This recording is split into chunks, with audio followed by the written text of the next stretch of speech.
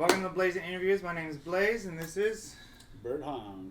Hey, so Bert, how you been, man? I haven't talked to you in a long Sure, time. man. So I met you in the Pasadena comedy scene. So how is that like living in Pasadena, in that area? Pasadena is fucking woke. Woke. Yeah, there's a reason why comedy shut down there, starting from the Ice House. Do you remember the Ice House? I didn't go. I went to the Ice House, but I never performed at the Ice House. Yeah, I mean, I performed there before COVID, but man, that place shut down for a reason. I mean, it's still shut down.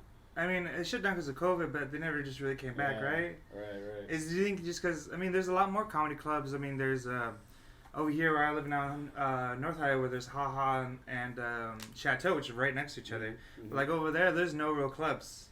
Yeah, it's all like mom and pop kind of little places, you know. Like, yeah. I tried doing the one at the Barkley's still going on right now. Yeah, it goes on every Wednesday. Yeah. Every Wednesday, 7:30 to around like 8, 9 o'clock. Yeah, like yeah. I'll say 7. Yeah.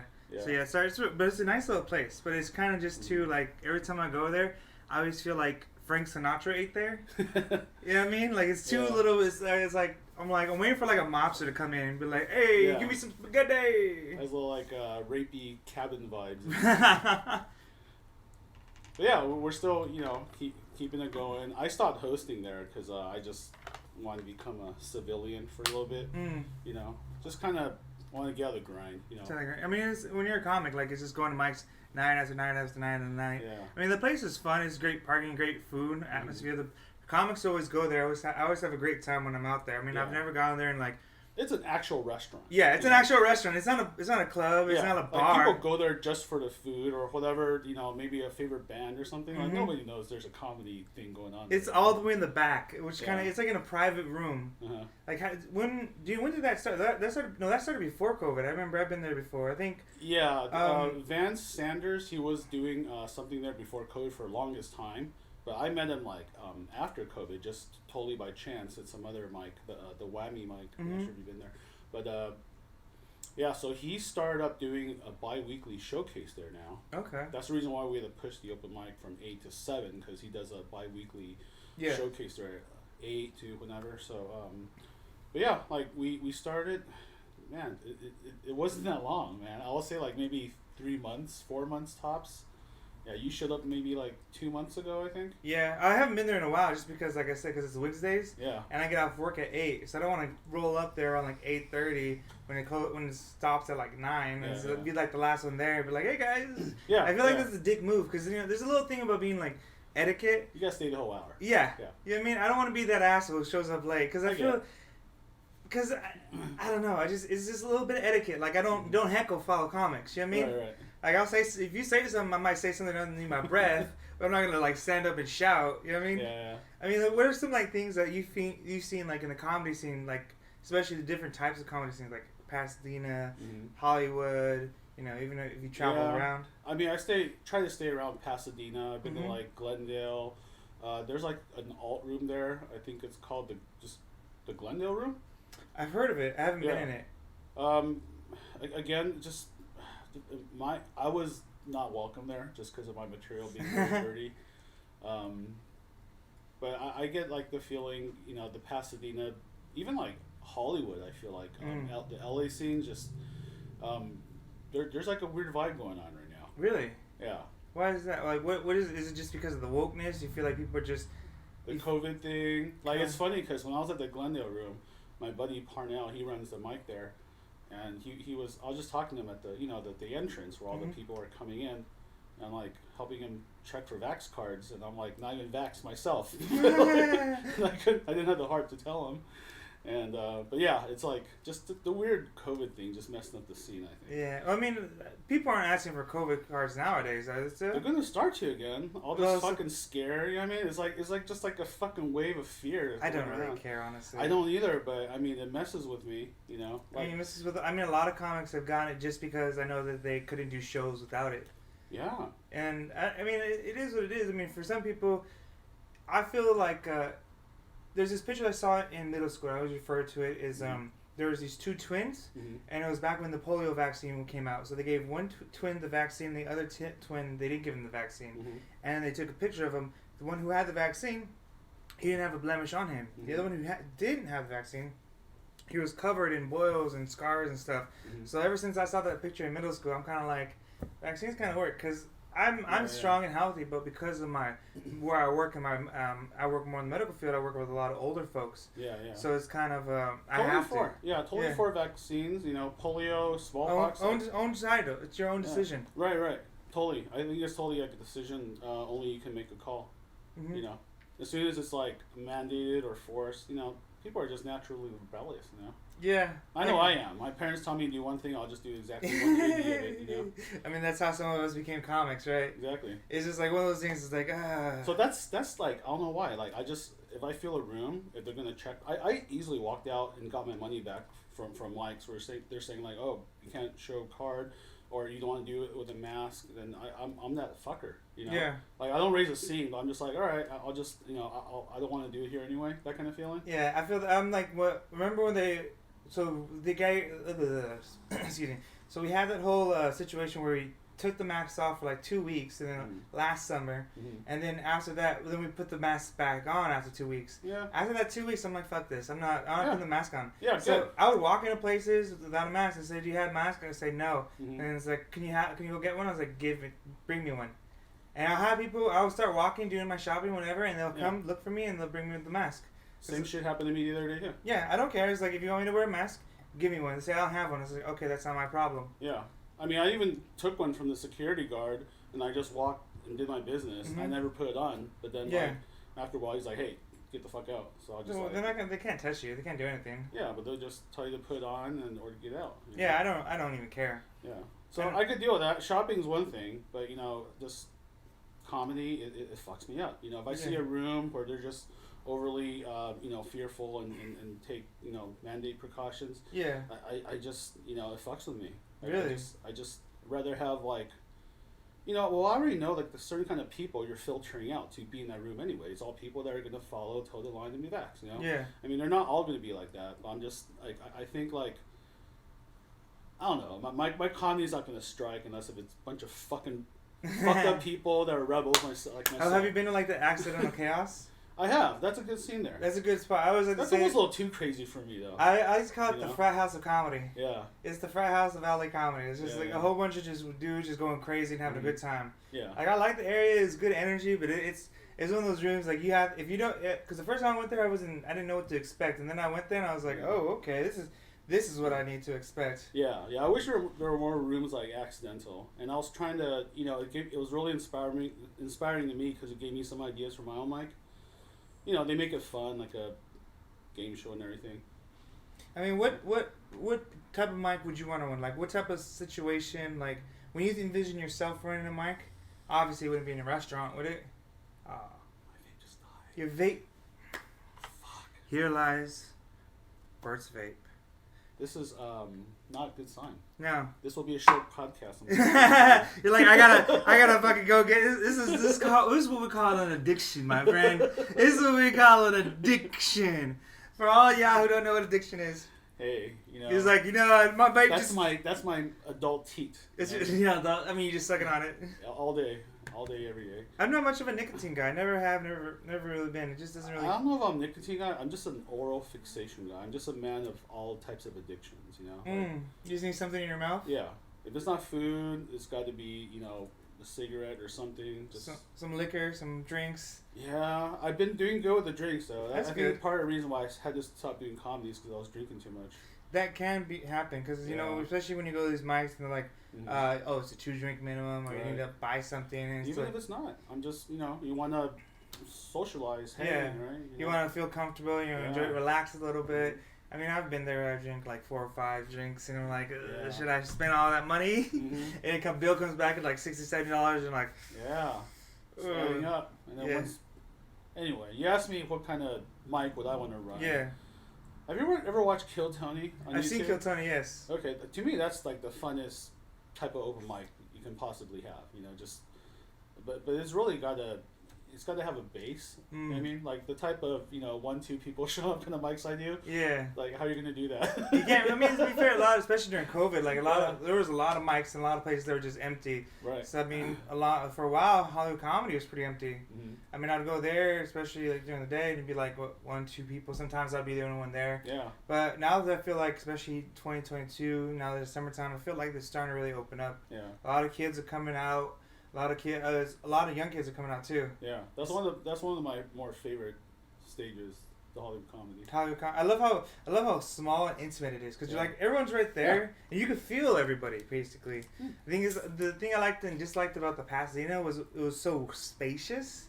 It was almost too spacious for its own good. Yeah, I felt like if they oriented the other way, it might have been better. Like the Hollywood, I get what you're saying, but I guess the only thing they could do is they could build an entrance because you don't want the people coming in. Right. And then seeing this, what they'd have to do is they'd probably have to build a little walkway for people to come in and out. A little foyer or something. Yeah, because otherwise, especially being a comic, if I see the door open, that's gonna throw off my whole fucking vibe. Yeah. But if it's like behind the crowd, it's a lot easier because I like the way they was set up. Mm-hmm. It was fun. The people there, all the comics were there were great. Right. All the hosts were great. The thing I loved about it was like a community. Yeah. You mean Hollywood thing? The difference between like Hollywood and Pasadena for me was Hollywood is more colder. It was more like everyone's there like a business trip. You mean? Mm-hmm. The other one in Pasadena was more like, oh hey, we're having a picnic. Yeah, Pasadena was just it felt so warm and welcoming since day one for me. Yes. Yeah, it's always been like that. Except for one host. Not going to name any names, but... Donate to. Yeah, complete mass Nazi. Just never unfollowed the guy before on Insta. I'm talking about this guy. I feel that. Yeah. So you want something like Kill Tony, but once again, something like that, it is not one of those things that happens overnight. You got to work on it. It's one of those things you got to do. Yeah. So like you have to get like a warehouse. You actually need an audience. Yeah. You need people to be there. And then you start getting participating audience. Like, it's great. But as a comic, one of the things that's hard is hecklers. Yeah. And I feel like that's the thing about Kill Tony. It's all about like how well can you handle the heck. Yeah. Well, the thing is, Kill Tony actually has very good etiquette. That 1 minute, they really mean it. Like, not even Tony himself heckles or anybody says anything during that minute. Mm-hmm. So it's really all yours. And yeah, they'll heckle the hell out of you during the interview afterwards. But yeah. That's the fun part is when is the interview part when they start asking the questions. Some people they can handle it. Yeah. Some people. I feel like that part's probably harder than the minute itself. Yeah, I mean, some people is one of the things people love or people hate people who are bombing. Yeah. When you see someone bombing, it's either like it's like that feeling when you see someone talking to their crush and like, oh no, oh no, and they're just saying everything wrong. They're like, oh, you have great fingers. It's like, what the fuck, bitch? It's like, yeah. It's just a gut feeling. You're just like looking at each other. You're looking at everyone else in the crowd, like for assurance, like he's bombing, right? It's not just me. I'm not the only one who doesn't think it's funny. Everyone feels uncomfortable when someone's bombing. Right? But there's some people, so when they're bombing, they're good. They're really good at bombing. Yeah, they make it work. They know how to barrel well, as I like to say with it. Cool. So, what other kind of shows do you like, or with like the comedy shows? You've done the Young Bacchus show once, right? I have. It's fun. The energy's fun. But the only thing I love and hate about it is I like to say it's comedy roulette. Waiting. Then there's another one here in North Hollywood. There's Big Chillin'.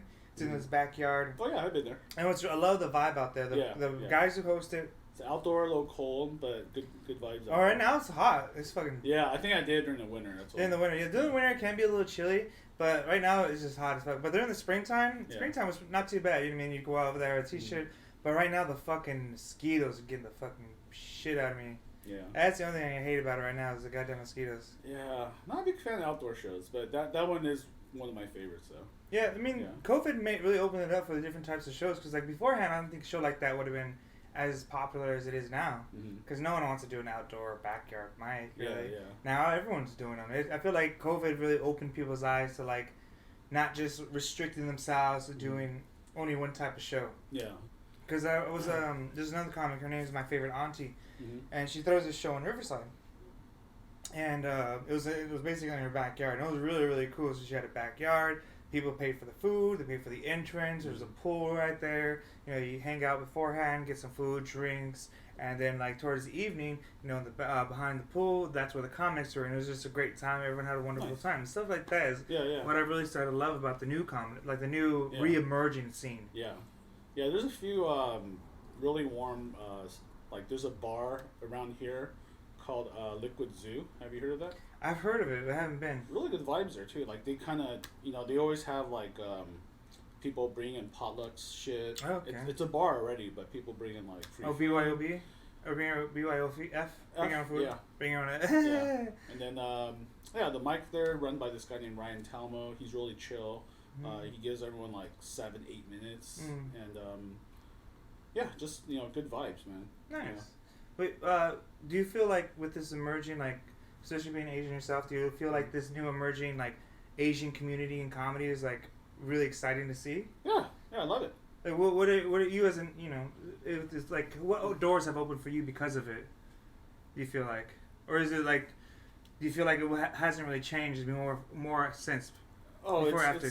It's like, I wouldn't say it changed, but it just kind of, Bobby Lee obviously has been in the scene forever. Yeah, know? but beforehand he was like for the longest time he was the only really well-known Asian, and then it was John Coy, and then Joe Coy. I'm horrible with words. And then what's the one she had that Ali Wong. But now, especially like with Summers, I can't say it. Don't give me saying these words, man. I'm dyslexic. But yeah, J.Y. Summers. Yeah, J.Y. Summers.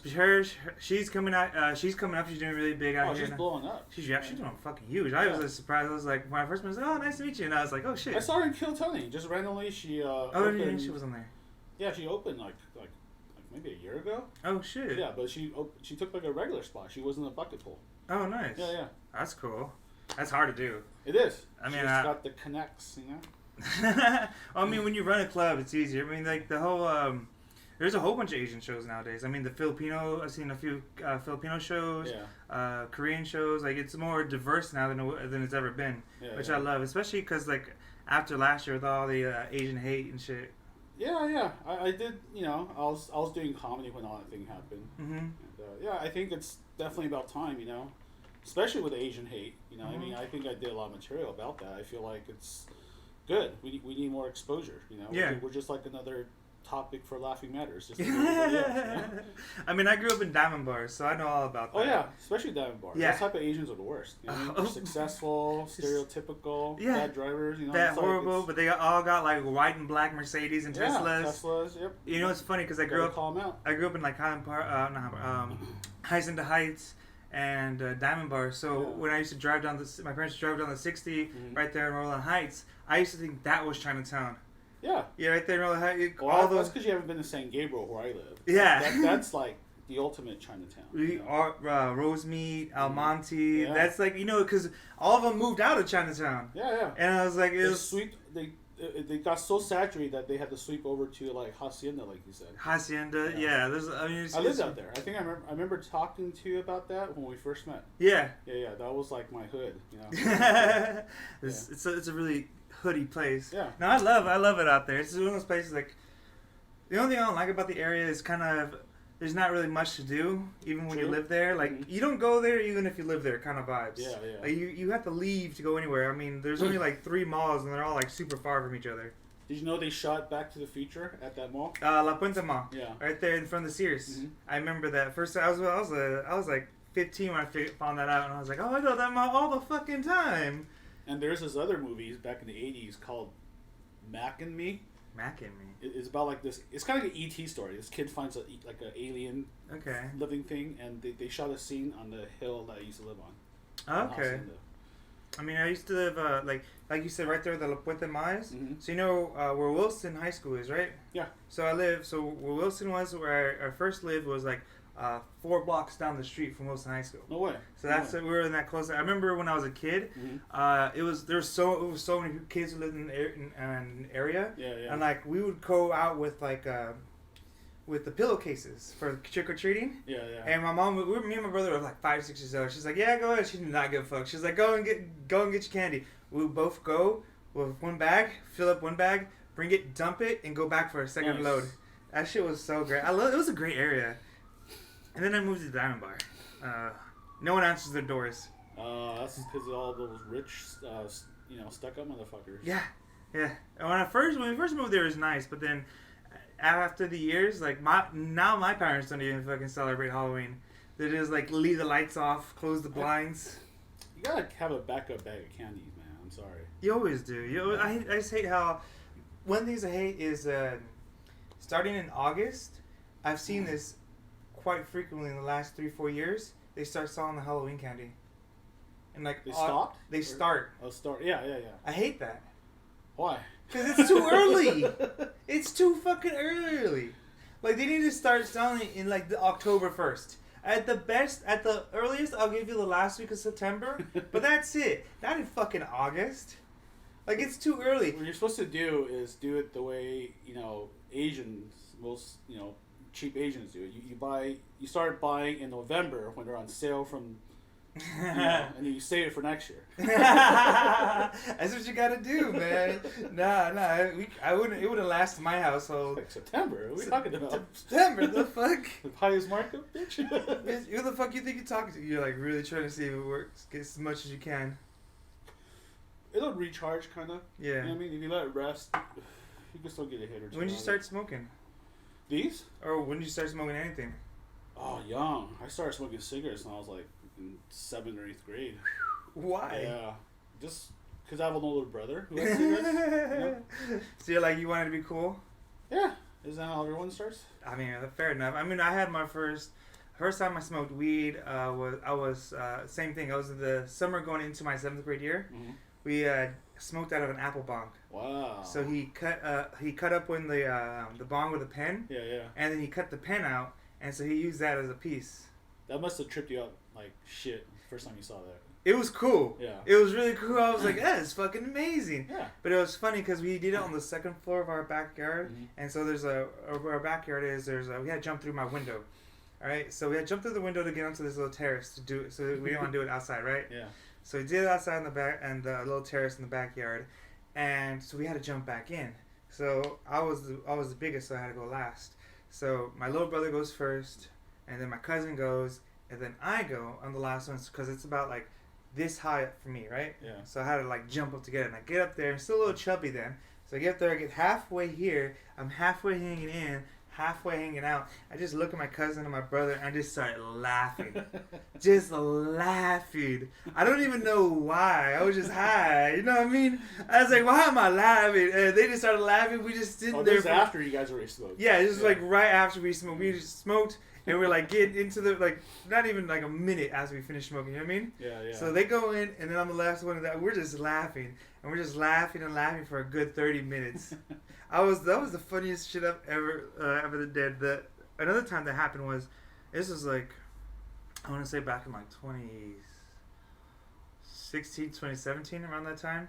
I was at one of my cousin's house in Arizona, and we were smoking, and we got super fucking high. Super, like the whole place looked like a fog machine went off. Yeah. So we just got super fucked. And we went to bed. My cousin, she had to wake up at 5 o'clock in the morning for work, right? Mm-hmm. And we go to bed around like midnight 1. And me and my brother are sleeping in the same room. And we're just like looking up. We're just talking shit because we're high, right? Mm-hmm. And then we're talking something about aliens or something. And then his phone goes off, and you see the thing, it vibrates and the light goes up, his face up as it's charging. He goes, the aliens are after us. And we start laughing, I kid you not, for 3 hours. We were laughing so long that our cousin came into the room and asked us what was wrong. And we kept laughing. They left, came back 20 more minutes and said, are you okay? That's how high we were, just laughing. I love it. It feels like when you're high, it feels like everything is all, the universe is like speaking to me. Everything's all like synchronicity and shit, right? Like, oh, that happened for a reason. Oh, that's a sign. Like, sometimes it's like, what are the odds of that shit happening? Some of us get paranoid though. Some of us get paranoid. Well, I mean, so your brother was what, 19 at the time when you started smoking, or 18, or he was sneaking them in?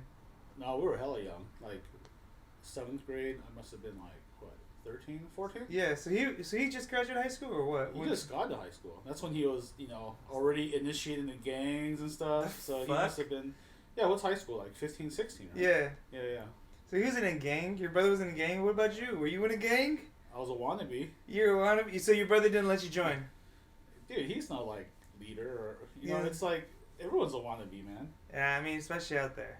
Back in the Hacienda days, you remember all those watching, those I don't know, like what the Hispanic gangs are. Like those fucking, I don't even know what the fuck happened to watching, dude. Watching? That was all the cool, you know. The cool I'm too young for all that. I don't know any of that. Yeah, you're young, man. I'm talking about the 90s and shit, dude. Like, they probably already dispersed by the time you were there. Watching. Okay, I never heard. Well, when were there just like this Asian gang out there? I think they're Taiwanese, actually. Taiwanese gang? I'm not sure. Definitely an Asian gang, though. Always flashing there. How do you use this line? You see it? WC? we about to get. Be careful when this shit drops. we're gonna have We're gonna get fucking capped. We're about to get capped. Full cap. We about to get a full cap right now. Shit. Oh shit! So you and your brother want to be gangsters like everyone else. I mean, I grew up in Diamond Bar. I mean, you see a whole bunch of the kids who really want to be like gangsters and like want to be. I mean, for the longest time, I wanted to get earrings, right? Uh-huh. And my dad, he was when I said, "Dad, can I get earrings?" He goes, "Huh, okay." Okay. You know, Mexican machismo is like, the fuck? Yeah. What the fuck you doing here? Yeah. It's just the left one, Daddy. Just the left one. Just the left one. I was like, I want to be like Mike. You pierce the ear, you're going to pierce the penis. Oh, no. I got a tattoo. I got this when before I turned 18. Oh, nice. That was my rebellious high school move. What'd your mom say? Oh, it was funny. Her first reaction when she saw it, you know what she said? She go wash it off. Like, that's not how this shit works. You said go wash it off. Yeah. And then my dad, at the same moment, he goes, cool. Yeah. So you're a little bad boy right there, huh? Yeah. You had to get it before you're 18. Why? Because it's legal. Minors can't get it back then. Yeah. Okay. Yeah. I don't know. Maybe you still can't.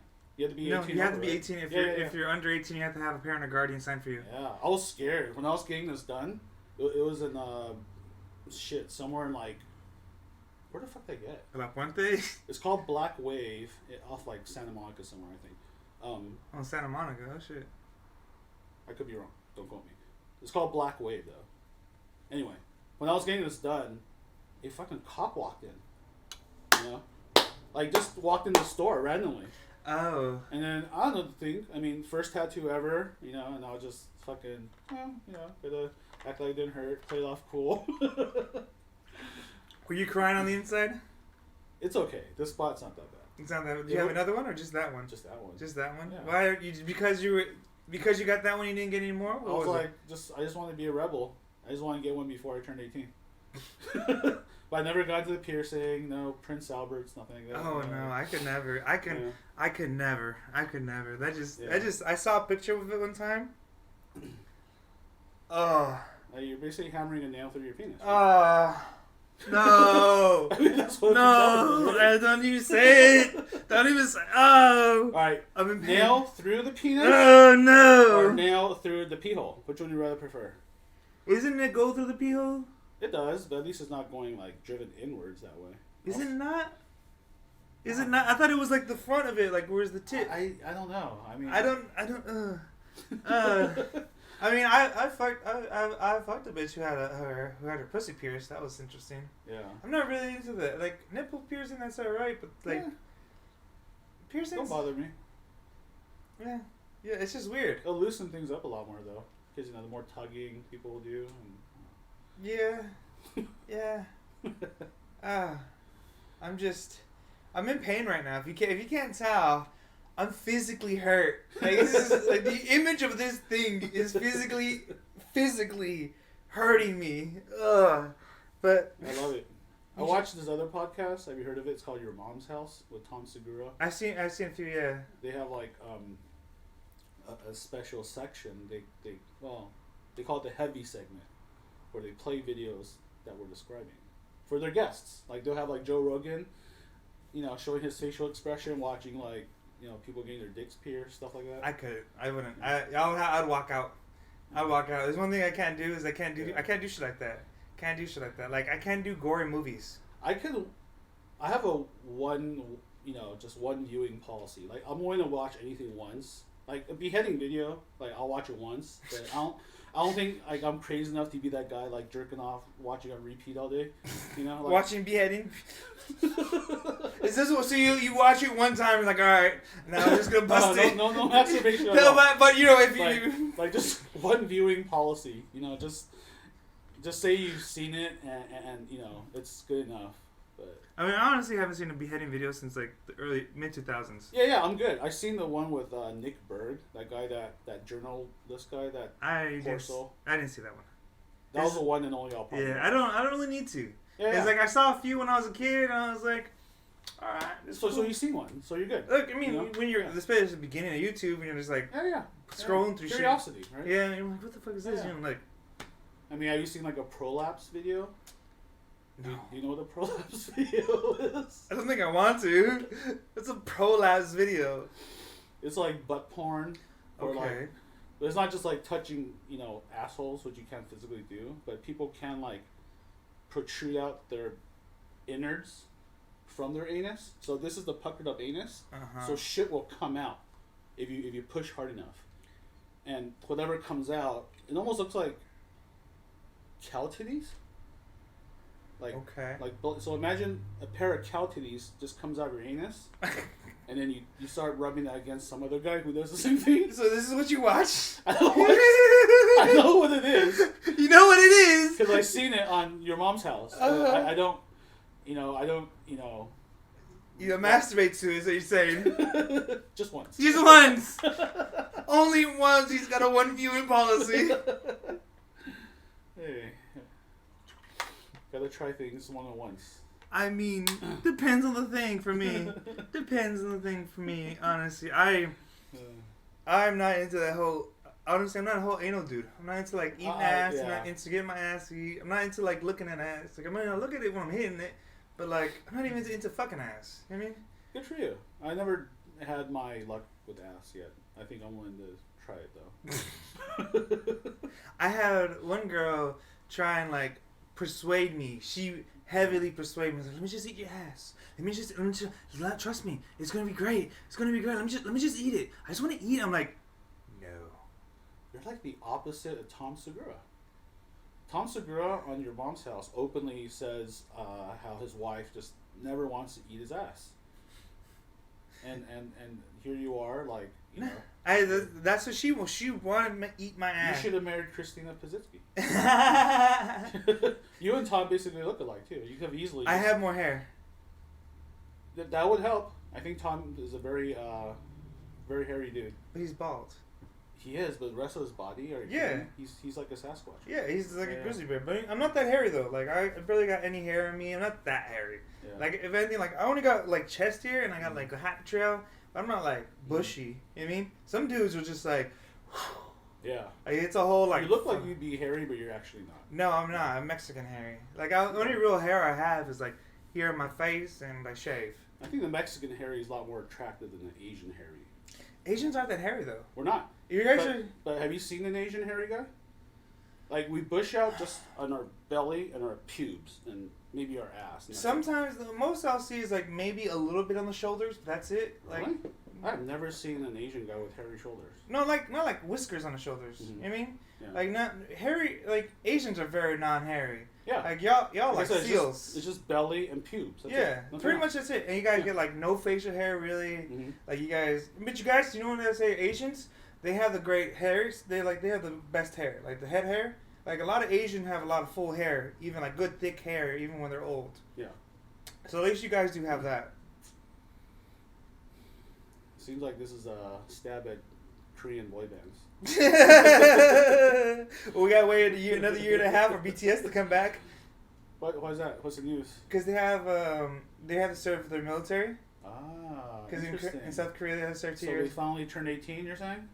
I think it's when before they're man. How old are they? I don't know. I don't pay attention. Fucking know. Don't ask me these questions. I don't even know how old Nick Cannon is. I should know because I listen to their music. You're like in the car like... I pretend like I don't.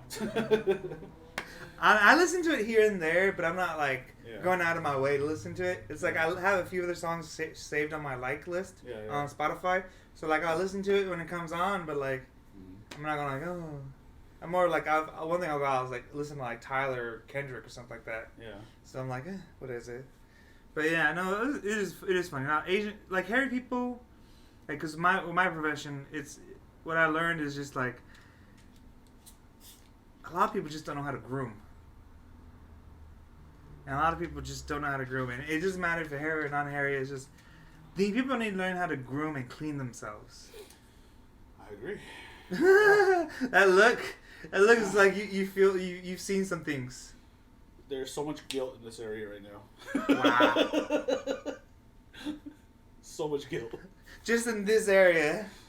I mean, it's like unkempt for like years, and there's no need, you know. I feel like it's kind of like self trimming. When it gets long enough, you know, you just accidentally get pulled out. So I will be fair. I'm a manscaper, so I will say that's awesome. I like to be clean. You know what I mean? Yeah. Because it should be. Yeah. I feel freer. I feel it's not as hot. You know what I mean? Uh-huh. I mean, I feel like I have more mobility. And although I heard recently that you shouldn't be completely bald down there. Like it's actually a sanitation thing that your body does. There's like this thing called sebum or something that's supposed to be antibacterial. You know, so you're not all bacteriaed up down there. I'm not no doctor, but I'm just lazy. So you're just lazy. I just honestly don't like it being all just. I trim it. I mean, I'll keep a little bit of hair, but like you should. I usually do too, just cause you can. You know what I mean? It's just pair of scissors and just doing that, right? I feel like men shaving their like genital areas, like women who shave their armpits, like you should do it. You should do it. You're gonna check the. Wait, did you show our armpits? I don't shave my armpits. And you don't, like, I don't have any hair here. It's an anomaly. Well, that's because you're Asian. I know, but it's like, usually you're supposed to have at least some semblance of hair. Like you have a little bit. Yeah, I have like maybe a dozen strands. He's counted right now. He said I have like a dozen strands for armpit hair. You know, that's, but if that can give you kind of a picture for the rest of my. So there's really no need. That's what I'm saying. You know, there's no need. Yeah, it's okay. I get what you're saying now. You know what? One thing I do think is disgusting is people who have hairy feet. Ooh, that's hairy feet. I have this one lady I knew. She had a 5 o'clock shadow on the top of her foot. That's what hair this motherfucking bitch was. It's got like what do you call those ancient clocks? Grandfather clocks. No, the ones that use like a shadow to. Not analog. Fuck. I think they're just called shadow clock. I don't know. No, there's a term for it. So, it's not important. Yeah. Dials. I don't know. Sundial. Yes. It already lost his. She's got a fucking sundial on her fucking body. She got a sundial on her body. Yeah. Oh fuck. But what are some inspirations for like comedy? Like what, like you say, you like darker things, more things that aren't PC, ain't woke. So what drove you to do Great those? Question. Well, what drove me to do comedy is just really boredom from COVID, I guess. But really, I got getting really interested in comedy way longer before COVID even happened. Biggest inspiration was probably like Bill Hicks, George Carlin. Yeah, so you can see like, you know, that those are, you know who those guys are? Yes. They're pretty politically charged people. Like I mean, the 7 Fs, the 7 words you can't say. Uh-huh. I mean, stuff like that. Yeah. I mean, like, growing up, he's one of the first ones. One of my favorite ones was always, like, Richard Pryor. Mm-hmm. Was always George Lopez. Okay. You know, and then Gabriel Iglesias. Yeah. Like, those are, like my favorite ones. And okay. then Chris Rock. My favorite Chris Rock joke was when he does the rim. They're spinning. The rims are spinning. You have to refresh me on that one. They spinning. He was like, black people put rims on anything. They'll put it on a goddamn toaster. They'll put it on the fucking. They'll be going on a rocket to the moon. They'll be like, they spinning. Always gotta look like they're going somewhere. Yeah. But they ain't going nowhere. Like, they got suits and cases. Yeah. Now I love comedy. So it's just, but even now with all the pushback, when you were in a club and you're in a scene or you're doing a set and you feel people like not receptive towards you, what do you feel like? What does it feel like to you? Well, I mean, I definitely had bad sets. I don't ever, place any blame back on the audience. But it's just like I guess the vibe, like the people you meet, the other comics, Mm-hmm. I mean, which are mostly the audience anyway, Yeah. at my level at least. But just, I went to Austin for a little bit. I was Nice. going there for a while, doing, kind of started doing comedy there also. The vibe I get there is just so much more free, like Rogan, all his crews out there. Mm. So it just seems like comedy is a little bit more susceptible there. At least the type I'm kind of trying to go for. I get you. I had people even told me that before too. It's like, there's a place for your type of comedy. Just not here. I never really understood what that meant until I just went to Austin. I'm just like, okay, this is, I feel like this is more like what I'm looking for in comedy. Nice.